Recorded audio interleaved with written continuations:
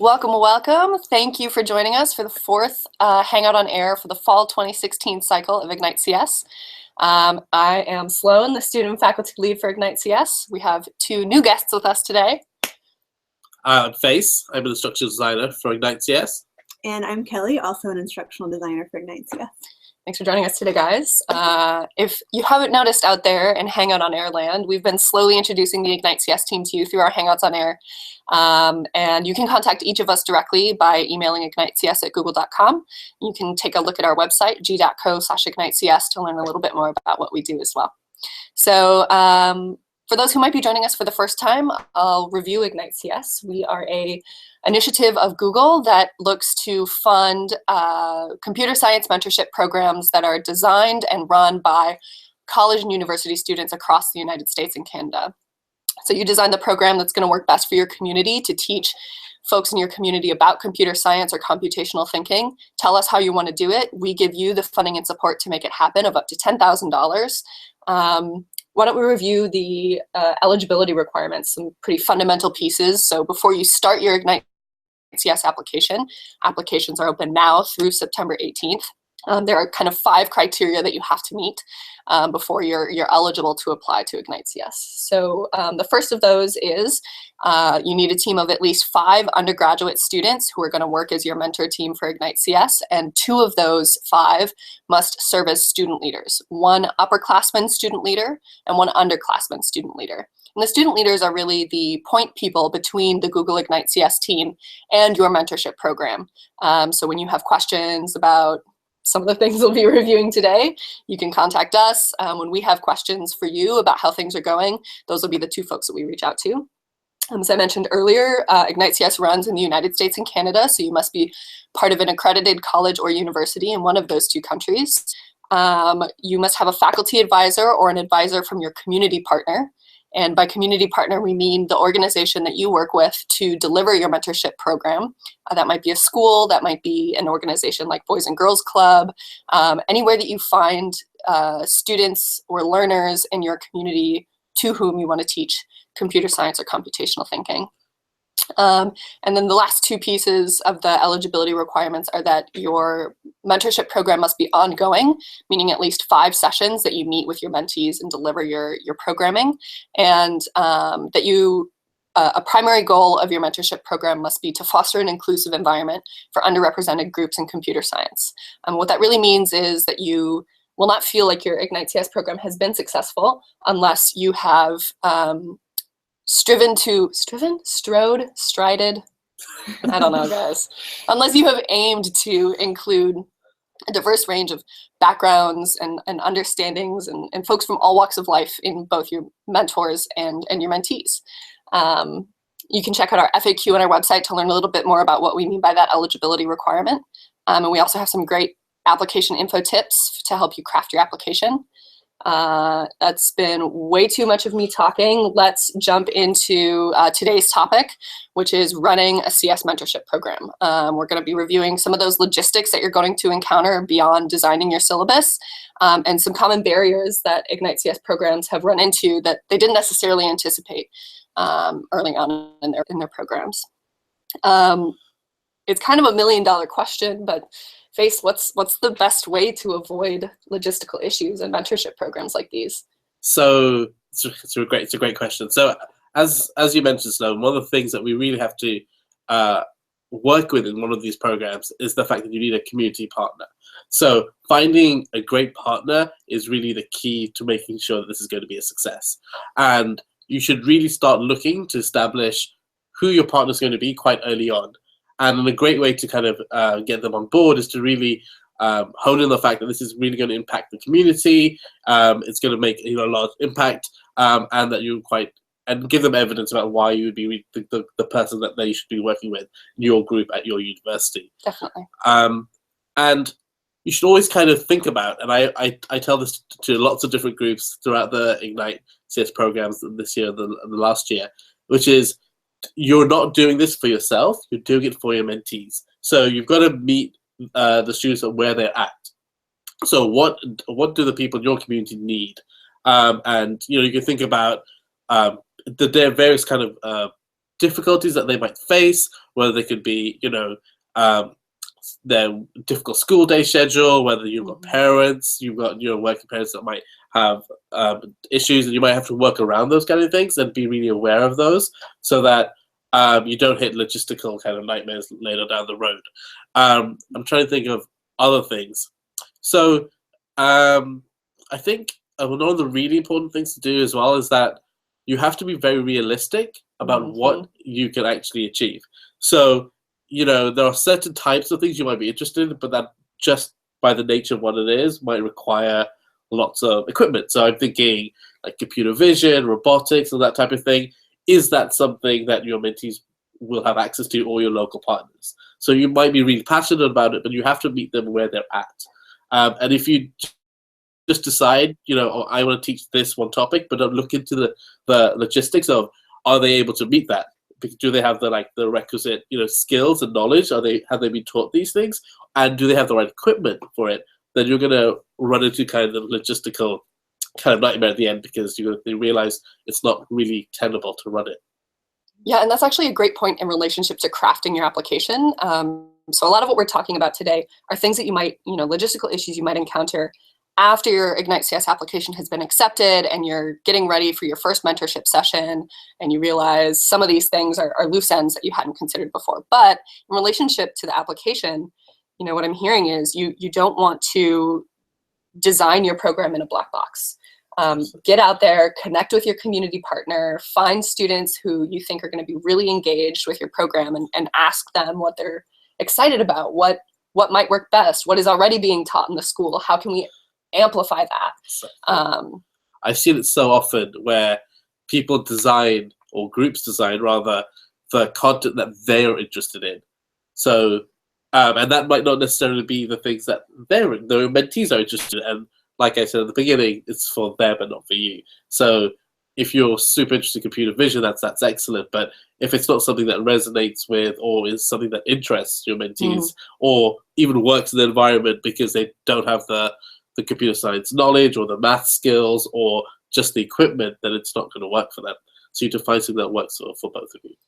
Yeah, and meeting your mentees, meeting your mentors, meeting your community partner where they are is not, trying to do what they're already doing, but adding to it. What will make it easy for your community partner to say, yes, we want this program to run?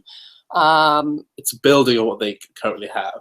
Absolutely. That's what it's trying to find. You're trying to enhance them and kind of enrich their learning, rather than just adding this whole new kind of element to them that will be completely, new to them. Definitely. And speaking of kind of meeting your mentees where they are, it's possible that a lot of Ignite CS programs, you've got a perfect plan, and the only thing that's missing is the people to deliver your mentorship to. So if you, have some questions about marketing your Ignite CS program, getting your community partner on board, or recruiting mentors or mentees for your program, reach out to us, ignitecs@google.com. We'll take a million of your questions, and we have some flyers that are available for you to use when recruiting mentors and mentees, as well as we're able to help you craft a letter on official Google letterhead that you can send to your community partner to let them know that we back you in this initiative, that you are committed to making this happen and having a real impact on your community. So another piece of logistics, especially when you're considering your application, one of the questions that we do ask on the application is, where do you plan to host your mentorship sessions? And we have some options listed for you, like hosting it at your college or university, hosting it at the community partner, having a third location. Perhaps you're working with a middle school and your university is kind of far from the middle school, so you choose a place in the middle, like a library, to do your mentorship. So that's that kind of third party option. And it's possible you might not know yet if your community partner is still in the early stages of getting on board with your program. We're just looking to see where you are in that stage so that we can help you as best we can. Kelly, what are some important things to look for in a host location? Yeah, so some things you want to look for are, is that host someone who's committed to your program? Are they, ideally they're going to let you use their space and their resources at no cost, because that kind of support is going to help your program be sustainable for the long term. Also, will it make it easy for the mentors and the mentees to get there, kind of like she's saying in the middle there. Also want to look for good technical infrastructure. So does that library or that school, do they have good internet quality? Do they have a mentee to computer ratio? And what's the space like? If you have something in mind, your curriculum in mind that's going to involve, you need some makerspace format, and make sure all of that stuff is there. And then also you want to make sure that you are in touch with the good representative for that location, someone who's going to be your touch point. They're going to be able to get you access to the room or any other resources. They're going to be able to explain, any kind of policies, someone to just be in touch with in case of emergency. So those are 3 things you want to be thinking of: a host that's committed, the place that has the good technical infrastructure, and a representative there. And we would definitely encourage you, don't wait until the last second to go to your host location. Do not wait until your first mentorship session.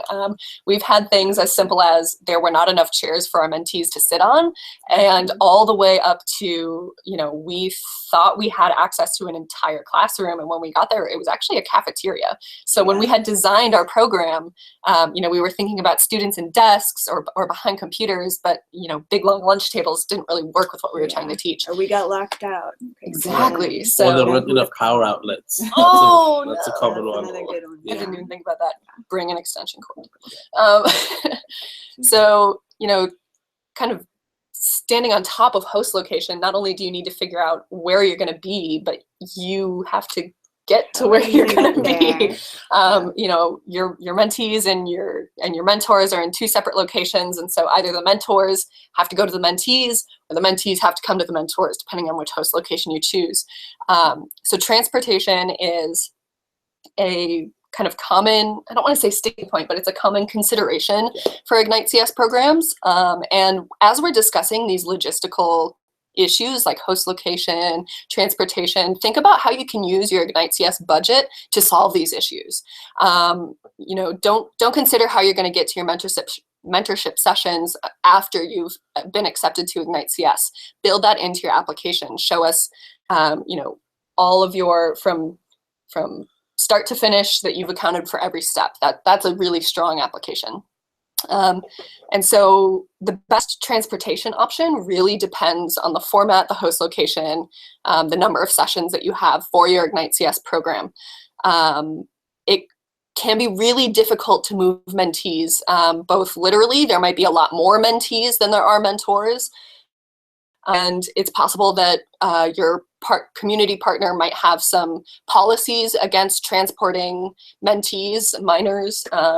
So quite often, mentors choose to move themselves to the mentees. But again, it really depends on where you are, the format of your program. So we've had folks request funding to use for rideshare services, like your Ubers, your Lyfts. We've had folks buy things like subway tokens or bus passes so that it doesn't matter where the mentors are, they can hop onto the local public transit and get to the community partner. Maybe that community partner is right on a bus line. If your mentors have vehicles, perhaps consider doing carpooling, a car to drive everyone there. There really are a ton of options. Don't hesitate to contact us if you have any questions there. And we've seen some really creative stuff down that route as well. Oh yeah. And so we kind of encourage that too as well. Trying to think of creatively how it works for both of you. And again, as Kelly mentioned earlier, sustainability. Filling a car with gas for 20 sessions is a little bit more difficult to plan if you're going to do your mentorship session or run a second iteration of your mentorship program, but that bus line is going to be there. So think about ways that you can kind of guarantee transportation. We'd hate to have you be on the way to a session and get a flat tire and not have a backup. We'll get to contingency plans. Actually, let's do it now. Right. That's a great transition. So not everything goes according to plan. It's the beauty of life. Mm-hmm. What are some things that we've seen in mentorship programs where things didn't go according to plan? Right. I think I'll take that one. So I used to be a science teacher for a long time, so I have seen lots of things go wrong. If anything could go wrong, I've seen it go wrong. No. And I've seen this happen to lots of, well-meaning Ignite CS kind of programs, and you'll go there and you realize you want internet access, and the school has a very restrictive policy, is a very common one. You have to download like a massive amount of stuff. And maybe your mentees require you to download, this one piece of software that might be like huge. And so actually what you thought would be a quick download suddenly becomes a nightmare because you have a whole classroom trying to download this huge thing and you didn't bring an offline copy. So that's, I've seen that happen a lot as well, because suddenly that great internet goes to nothing when you get 30 people all trying to download the same thing. So that's happened. Power cuts I've actually seen, which is always a really hard thing to kind of think about. It doesn't happen very often, but having paper copies of slides or decks because you don't have the presentation equipment that you thought you might forgot have. your laptop charger, or exactly that happens too. Yeah. So or there was a miscommunication, and I thought, oh, Kelly, I thought you were bringing the laptop. No, I thought you were.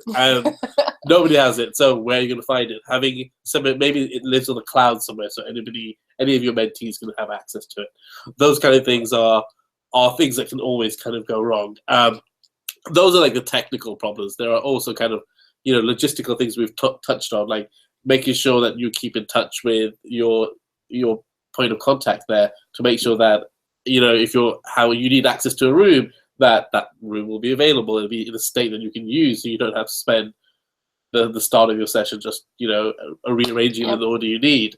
And that's kind of all really down to good communication and making sure that that you manage expectations from the people and your partners that you're working with, and manage expectations with your other mentors too. Right. What I said earlier, like, car full of mentors is on the way to the session. They get a flat tire, and it's 30 minutes until the session starts. Tow track can't be there for an hour, maybe. And if that happens, you need to have something alternate, like something in your back pocket that you can come out with. And so, for example, with the power cut thing, a go-to thing that I always tend to use is something called like CS Unplugged, which is some great activities that don't require computers and things. And if you need to vamp a little bit until someone comes and arrives and saves the day, then you need to have something in your back pocket to do. Otherwise, you're just going to have a lot of eyes staring at you, and you're going to be a little bit on the spot. So and it's you kind of hope for the best but pray for the worst, as it were. No, you don't pray for the worst. It's the other way around. Right? Pray for the best. Wait, plan for? Yeah. Idioms, right? Right. That doesn't work. Right. Yeah. You plan for the worst. A related point too is like, if any of that happens, it's so important too to just stay positive. Like your mentees are going to be seeing your attitude and how you handle it. And remember, one of the most important things is that mentoring relationship you have with them. Like, definitely. Just stay cool and one of the things I know from teaching that, especially if you have younger, your teaching, they're so forgiving. It's fine. Like, you will beat yourself about it. They will forget about it. Oh, definitely. So that's all the things that I'm trying to think of. Just keeping on top of communication is like the big thing here, to make sure that everybody knows what they're doing, everyone knows the expectations that you have, so that you have. And if you couple this with good planning in your logistics phase, then you kind of minimize the chances that these things can go wrong. I'm thinking specifically about communication around your mentors and your equipment, right? Those are the things that you can control all the time. Those aren't variables that are outside of your control. So, having a way to, maybe it's a group email list, or everyone shares phone numbers, so that flat tire happens, you can text the lead mentor for the session and say, we're going to be late. Here's something you can do in the meantime. Or, having a list, a tracker, we'll get into that in a second, about where all of your equipment is supposed to be on what day. Maybe you can store things in a closet at your community partner. Maybe everything needs to stay at your university to make sure it's secure. But just knowing where things are supposed to be at what time is insanely helpful as well. And if you know that, every time you have these sessions, something, isn't there or isn't as you expect, then you should definitely adapt your learning style. So, for example, if you now know you work in a cafeteria, then you have to start thinking about adapting your sessions to work in that space. Definitely. So make sure you take the lessons that you've learned and improve as you carry on. Yeah, use your sessions as an iterative process. Absolutely. Like this one might not have gone perfectly according to plan, but you've got another one down the road that you can learn from, you know, mistakes or challenges or speed bumps, whatever you want to call them. I think we're also starting to get into this, like, we've got a whole bunch of people who are really committed to making a great thing happen, but that's also a lot of moving parts. So, you know, with your mentors, how do we make sure everyone's in the right place at the right time, that we're all working towards the same goal? You know, making sure your program is running smoothly is that coordinating all those moving pieces are in the right place at the right time. I love that too. So yes, so schedule, that's a big part of doing that too, creating a schedule so all your mentors know, you know, who should be where and what should be where. Yeah, and don't forget mentors need to find their own substitutes. So that's one thing. You know, you need a little extra time to prepare for tomorrow's exam, or you know, you fall ill and you're supposed to be mentoring today, make sure that you know, use that shared phone contact list, find your own replacement mentor. You know, just because your Ignite CS program has student leads doesn't mean that those leads are responsible for everything in your Ignite CS program. This is really a shared endeavor between all of the mentors. So, you know, if it looks like your contribution to your program might not come through today, make sure that you're responsible for making that come through. Right. and you should definitely make sure that in your structure, your leadership structure, that you delegate that responsibility. So it's a shared leadership. There's like a collective responsibility, and that you're all in it together. It's not, well, that's not my job, it's your job. It's very much, well, it needs to get done, then pull together to do it. And anyone can be a leader. Oh, for sure. And you know, project management in general, I mean, that's something we all do every day at Google. It's about, you know, we often call it work streams and work stream leads. A work stream being, you know, a specific set of tasks that fall kind of into the same bucket. Like, you know, actually a lot of university, like student organizations, fall into these work streams too, right? You've got your president, your treasurer, your secretary, the person who's responsible for arranging the meetings, documenting them, making sure that the funds are all allocated correctly. So we also encourage you guys to divide your Ignite CS program into work streams, you know, instructional content, budget and finances, outreach, exactly, recruiting and things. And that you assign certain mentors to be the leads of those work streams, which doesn't mean that they have to handle all of the budgeting and financing themselves. But when someone has a question about, have we used all of our Ignite CS funds, or can we, you know, do we still have something that we haven't bought yet? You know exactly who to turn to ask that question. So, you know, it's about scheduling where mentors are supposed to be at what time. It's about knowing who's responsible for what, and having that, you know, collaborative and productive process among your mentors that, you know, enables delegation to happen. And that doesn't mean that everyone has to agree, right? Of course. So you should be ready for people to have, you know, their own opinions, and you should have a way of respecting that and coming to a conclusion based on that. It's something that, you know, a lot of people try to fill their team with people who think just like them, and they're not always the most successful teams, because you need a variety and diversity, which is what we look for. And that's exactly that inclusion eligibility requirement that we're looking for, that you're looking to, you know, push yourself and what you think your Ignite CS program can be by inviting people from, you know, not just computer scientists, but people from the School of Education, people from the School of English, who are all going to come together and know that, you know, these skills are valuable and important, and that we want to create a really positive and experimental opportunity for students to, you know, we have some things like a sample tracker for you to coordinate where your mentors are supposed to be, the roles that they have, where your equipment is supposed to be available. It's linked in our Assembling Your Team resource under the application info section of our website at g.co/ignitecs. So feel free to check out that tracker and, you know, make a copy, change what you need. And of course, if you have any questions about this coordination piece, we're definitely here to help you think that. So once that's all kind of done, and you've kind of figured out that what your program will look like, and your mentors are ready then you need a process, I think, of putting this all together in a way that you can feed back to us and to other people, hopefully, that your program will continue, about what exactly that you've done in your program. Absolutely. So I think we should probably take this time to really talk about a little bit of a logistic thing, which is about like permission slips and release forms. Yeah. So this is something that I just thought about, and I thought, actually, it's a logistic thing that I probably should have mentioned earlier, but you should definitely talk to your partner, your community partner or any other organization you're working with, about elements that might require, permission slips if you're working with minors, or, release forms if you take photographs, or all those kinds of things, so that, you can actually use them in, for example, like any reports or documentation that you then write afterwards. And it's very, very important that you actually do this kind of debrief as the thing goes along, not only at the end, but throughout, so that while it's still fresh in your mind, you can let know, what the speed bumps were, because we always kind of forget, and we kind of forget all the horrible parts as life goes on, and you kind of block it out. You're like, oh, it was fine. But at the time, it could have been a struggle, and you really should document those so that, moving forward, we might know from a program point of view how we might be able to help.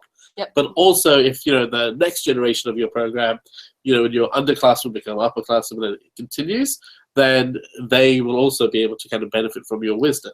Yeah, this is actually really a great point. It made me think of two things. So the first is kind of a big, like, I wish I had a flashing neon sign. You, as a collection of college and university students providing a free community mentorship program, should not be drafting any legal language about consent or release or permission. Use your community partner, use your faculty advisor. That's why these individuals have agreed to help with your program. It's for these big, difficult, and complicated questions. And they have experience with it, so they will be able to advise you. They know exactly what's needed, what works, what doesn't. It's possible that they've already created permission slips exactly for this kind of thing, that your university has something on file. Largely when you're working with a community partner, and especially with schools, you can anticipate things like having to complete background checks. Perhaps you need to provide some medical records that you've received in immunizations. Work with your community partner to anticipate those kind of more bureaucratic processes that need to be completed before your first mentorship session. Ask about those procedures that might need to be completed. And this is why we actually say, and we started this with, try to find and establish those partnerships really early on. Yep. So that you don't, find a week before you want to start your program, like you found a partner, great, and then you run into all these problems. It's something that you should be taking in hand, in partnership with, the organization you're working with, to find out how exactly your experience is going to be molded. Yep. And you also brought up another really great point, which is program documentation. So not only is it important, I just thought about another thing. Oh, that's so great. So not only is it important for you as a program to know exactly what you've done over the trajectory of your involvement. As Faith mentioned, you get to that last session and you just, so much has happened. You've accomplished so much. You want to make sure that you've got documentation of what you've been doing along the way. So not only for yourself as a program, if you plan to do another iteration, if you plan to keep running your mentorship program, you want to know what's worked and what hasn't. But also the Ignite CS team, we are critically interested in what works for your programs and what doesn't. All of the resources that you see under the application info section are brand new for this application cycle, and were designed based on the feedback that we got from Ignite CS programs. So we have some resources that are available for you that facilitate helping you think about these program documentation questions. But also, if you've had an opportunity to see our overview video or any of the pictures that are on our website, those are actually all submitted by Ignite CS programs. We don't want to, use stock photos of people working on computers. We want to show all the amazing hard work that you've done. So, be sure to take those pictures, take those videos. We want to see what you've accomplished and kind of brag about all the wonderful hard work that you've done. We love success stories. It's what keeps us going as a team, because we get to keep in touch with you guys and start you off, but really hearing back from you and seeing the impact that you've made is really what makes it all worthwhile. And we also want you to be able to share your success and your challenges with other Ignite CS programs, not only the ones who are running alongside you during the same application cycle, but also those who are going to be applying in the future. The most popular question that we receive is, I'm really interested in Ignite CS, but what does it look like? What does one of these programs actually do? And so when we have those amazing artifacts to point to from Ignite CS programs that have run in the past, it really helps applicants they kind of have a light bulb moment where they're like, oh, I can do this because this college did that. Right. Or I've always wanted to do this, but I didn't know if this is what they were looking for. We also get that a lot. It's like, oh, like we wanted, like I always had this in mind, but does this count? It's like, well, is it mentorship? Are you reaching out to people? And like, well, yeah. And then that's absolutely fine too. And program documentation includes some kind of critical thought about the success of your program too. Like, what do we hope to accomplish? How are we going to work toward it? Have we accomplished that?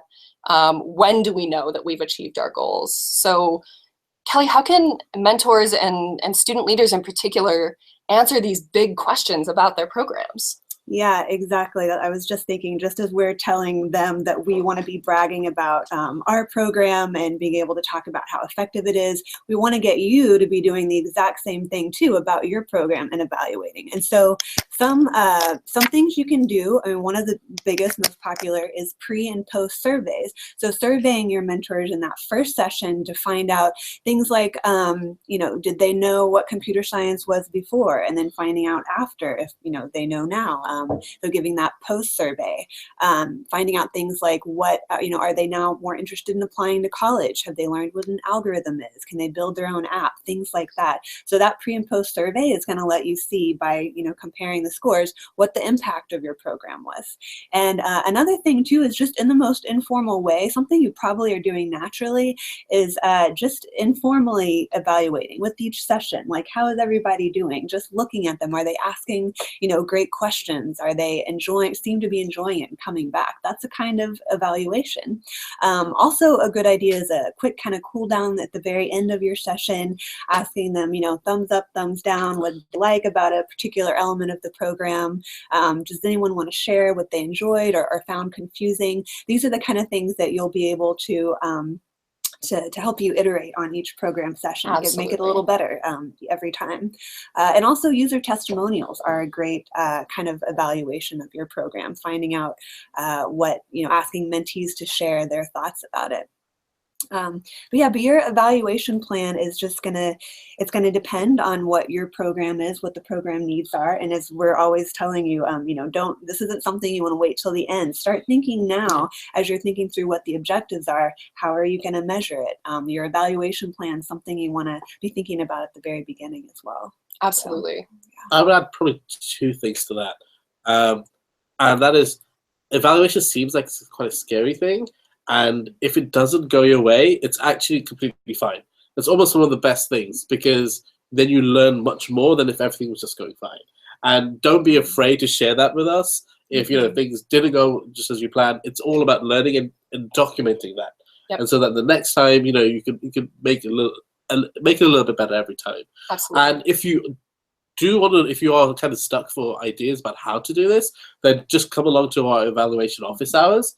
And then we have people that will help you to kind of to think about it and sink your teeth into these questions, because it can be quite hard and complicated. Indeed. Yeah, you've got an entire network of support behind you as Ignite CS applicants and mentors. So Right. Your faculty advisor, your community partner, the Ignite CS team, your fellow mentors, not only at your university, but the other Ignite CS programs that are running. Right. We're all working toward the same goal. So, don't be afraid to ask for help, to throw ideas out there, just to gauge and to better understand. We're all learning as well, Absolutely. not just our mentees. And by having that collaborative and open environment, that's really how you grow and learn and achieve impact the fastest.